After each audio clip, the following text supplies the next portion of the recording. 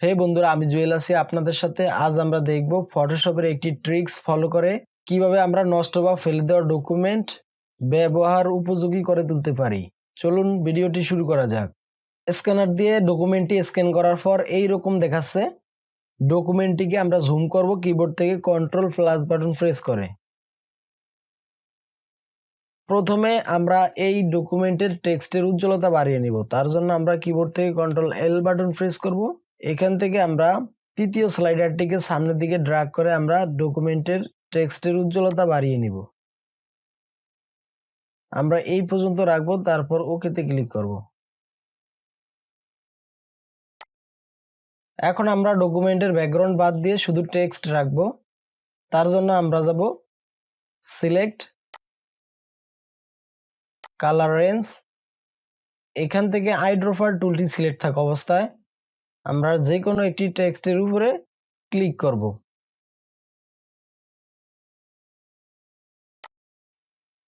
Add a simple, এখানে একটি click করব প্লাস আইড্রপারে। তারপর আমরা স্ক্রল বার ঘুরিয়ে নিচে যাব। তারপর আমরা এখান থেকে এই টেক্সটটি সিলেক্ট করব। উপর থেকে আমরা নিচ পর্যন্ত ড্র্যাগ করব।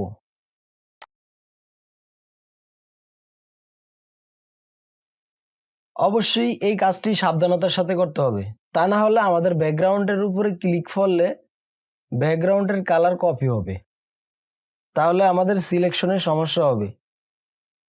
তারপর আমরা এই টেক্সটটিকে সিলেক্ট করব উপর থেকে নিচ পর্যন্ত।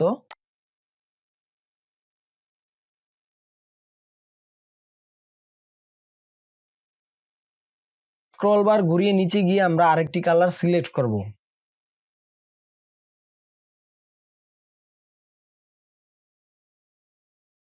এখান থেকে আমরা এই কালারটি সিলেক্ট করব।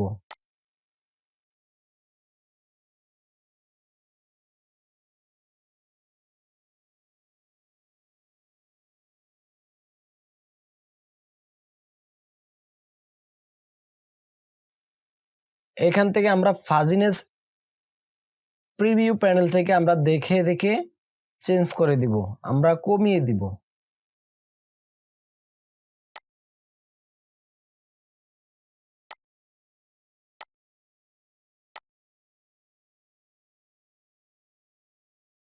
তারপর ওকেতে ক্লিক করব। দেখুন আমাদের টেক্সট সুন্দরভাবে সিলেক্ট হয়েছে। এখন আমরা টুলবার থেকে ইরেজার টুলটি সিলেক্ট করব। এটি আপনারা কিবোর্ড থেকে ই বাটন প্রেস করে করতে পারেন। তারপর আমরা ব্রাশ সেটিংসে ক্লিক করব। এখান থেকে আমরা সাইজ বাড়িয়ে কমিয়ে নিতে পারি। আমরা এখান থেকে হার্ড রাউন্ড ব্রাশটি ইউজ করব। তারপর আমরা ইরেজার টুলটির উপরে একটি ক্লিক করব। সিলেকশন আমরা ইনভার্স করে দিব। সিলেক্টে গিয়ে আমরা ইনভার্স করতে পারি। কিবোর্ড থেকে shift control I button press করে আমরা ইনভার্স করতে পারি। আমরা ইনভার্স করে দিব এখান থেকে। তারপর আমরা এভাবে ড্র্যাগ করব।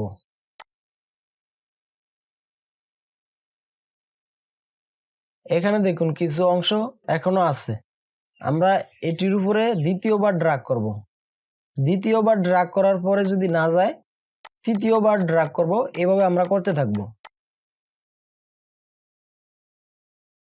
কন্ট্রোল মাইনাস বাটন প্রেস করে আমরা জুম আউট করব।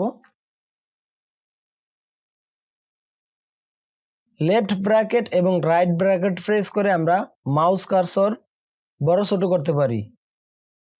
আমরা এই পর্যন্ত রেখে তারপর আমরা ড্র্যাগ করব।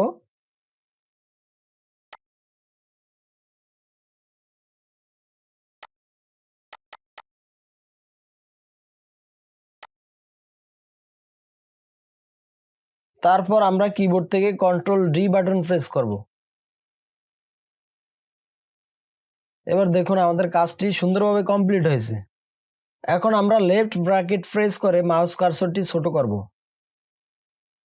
আরো ছোট করে এইভাবে আমরা বাকি অংশ মুছে ফেলতে পারি। এখন আমরা ডকুমেন্টের উজ্জ্বলতা একটু বাড়িয়ে নিব। কিবোর্ড থেকে কন্ট্রোল এল বাটন প্রেস করে তারপর আমরা তৃতীয় স্লাইডারটিকে আমরা সামনের দিকে ড্র্যাগ করব। প্রথম স্লাইডারটিকে আমরা এভাবে সামনের দিকে ড্র্যাগ করব। তারপর ওকেতে ক্লিক করব। এখন আমরা ডকুমেন্টটিকে স্ট্রেট করে নিব। স্ট্রেট মানে সোজা করে নিব। ক্রপ টুলে ক্লিক করব আমরা। এটি আপনারা কিবোর্ড থেকে সি বাটন প্রেস করে করতে পারেন। তারপর আমরা মাউস কার্সরটি ডকুমেন্টের কর্নারে নেওয়ার পর এই রকম আইকন ধারণ করেছে, তারপর আমরা স্ট্রেট করে নিতে পারি।